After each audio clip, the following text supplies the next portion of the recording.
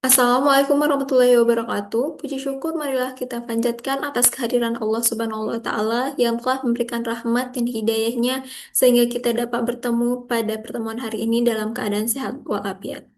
Yang saya hormati Bapak Dr. Wirmi Eka Putra SE MSI dan Bapak Dr. Primadi Prasetyo MSAK selaku dosen pengampu mata kuliah akuntansi syariah dan teman-teman yang saya banggakan.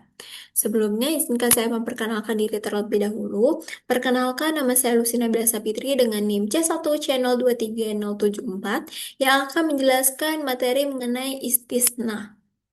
Masuk ke dalam materi, di sini adalah pengertian dari akad istihna. Akad istihna adalah akad jual beli dalam bentuk pemesanan, pembuatan barang tertentu dengan kriteria dan persyaratan tertentu yang disepakati antara pemesan, pembeli atau mustahni, dan penjual pembuat syani, Fatwa DSN MUI. Syahni akan menyiapkan barang yang dipesan sesuai dengan spesifikasi yang telah disepakati di mana ia dapat menyiapkan sendiri atau melalui pihak lain istihna paralel. Nah, lalu di sini ada jenis dari akad istina, itu ada dua jenis.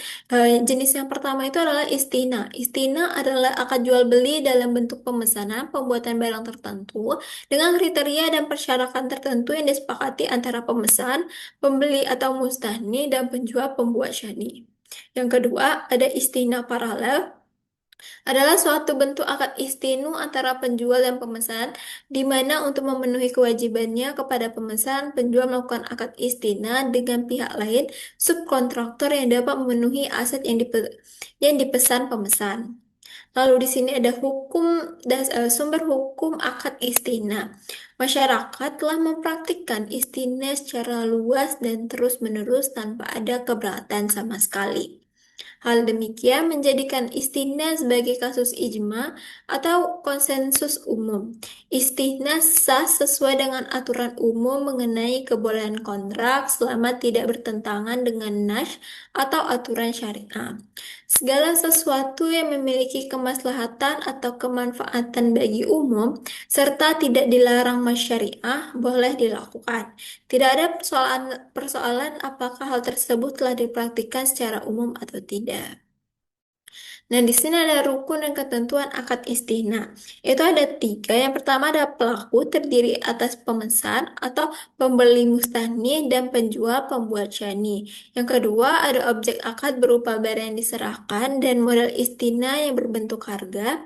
Lalu yang ketiga ada ijab kabul atau diserah terima. Nah, di sini ada berakhirnya akad istina. Itu terjadi karena kontrak istina bisa berakhir berdasarkan kondisi-kondisi berikut. Yang pertama, dipenuhinya kewajiban secara normal oleh kedua belah pihak. Yang kedua, persetujuan bersama kedua belah pihak untuk menghentikan kontrak. Yang ketiga, pembatalan hukum kontrak. Hal ini dilakukan jika muncul sebab yang masuk akal untuk mencegah dilaksanakannya kontrak atau penyelesaiannya dan masing-masing pihak bisa menuntut pembatalannya. Lalu di sini ada akuntansi untuk pembeli, itu ada 12. Yang pertama itu adalah beban praakad diakui sebagai beban tanggungan dan diperhitungkan sebagai biaya istihna jika akad disepakati. Yang kedua, biaya perolehan istihna. Yang ketiga, ada pengakuan pendapatan dapat diakui dengan dua metode. Lalu yang keempat, dalam metode akad selesai tidak ada pengakuan pendapatan harga pokok, dan keuntungan sampai pekerjaan telah dilakukan. Yang kelima ada pengakuan pendapatan diukur sebesar bagian nilai akad yang sebanding dengan pekerjaan yang telah diselesaikan.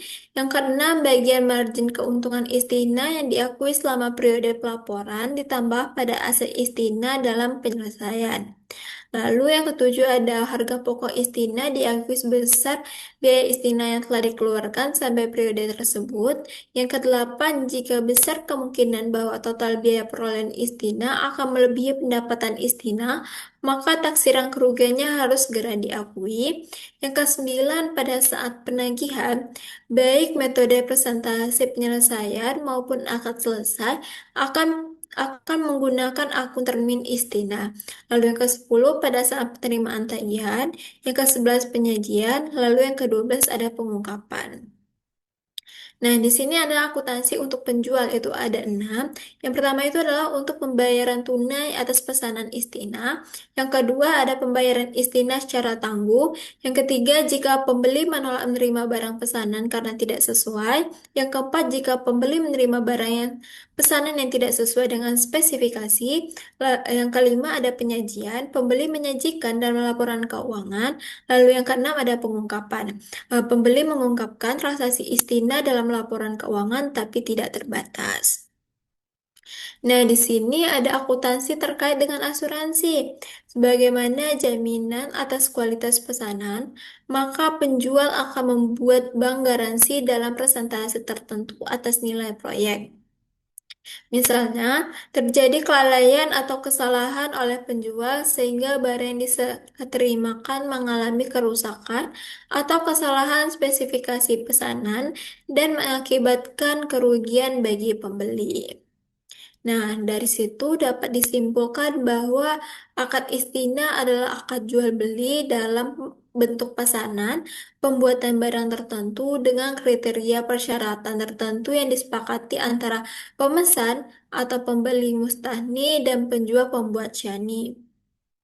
Walaupun istina dalam akad jual beli, akad ini memiliki perbedaan dengan salam maupun murahabah, di mana dalam akad istina barang yang dijual belum tersedia sehingga perlu dilakukan terlebih dahulu, sementara pembayaran dapat dilakukan secara tunai tangguh.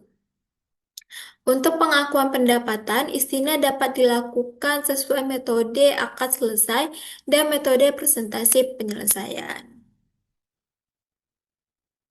Dari penjelasan materi tadi dan kesimpulan, saya akhiri dengan mohon maaf apabila ada perkataan yang salah. Saya akhiri dengan wabillahi taufiq wal hidayah. Wassalamualaikum warahmatullahi wabarakatuh.